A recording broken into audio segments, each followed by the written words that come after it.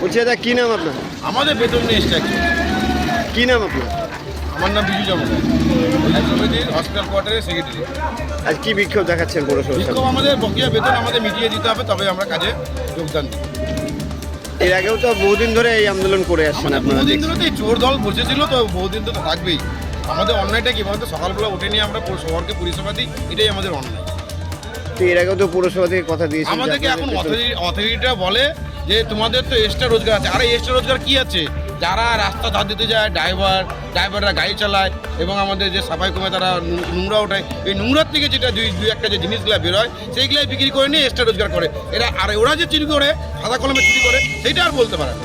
আমাদেরকে বলে তোমাদের এক্সট্রা রোজগার আছে। কি এক্সট্রা রোজগার আমাদের আছে? এখানেই তো বেতন ঠিক মতো পায় না, এক্সট্রা রোজগার কি করবে মানুষ? আপনাদের মূল দাবি কি? মূল দাবি আমাদের বকেয়া বেতন মিটিয়ে দিতে হবে এবং আমাদের রানিং যে বেতনগুলো আছে সেই বেতনের আমরা এখনো কিছু বলছি না, আমাদের যেগুলো বকেয়া বেতন সেটা মেটাতে হবে।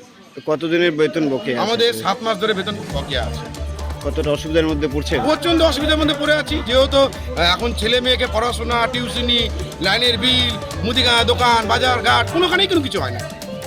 বারবার পৌরসভা জানিয়েও লাভ হচ্ছে না। বারবার পৌরসভাকে জানায়, কোনো আমাদের পদক্ষেপ নেন। এবং এখানটায় তো অ্যাডমিনিস্ট্রেশনের চেঞ্জ হয়।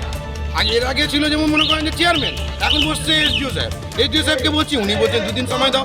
এরপরে হবে চেয়ারম্যানের ভোট, তখন বলবে চেয়ারম্যান এসে বসবে, আমাকেও 2 দিন সময় দাও। আরে সবাই কিছু সময় দিই, আমরা পেটে গামছা মানে কাজ করবো।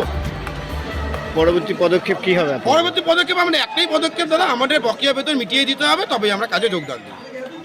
তা এখন আপনারা কাজে যোগদান না, দিচ্ছেন এখন না? আমরা কাজে যোগদান দিই না।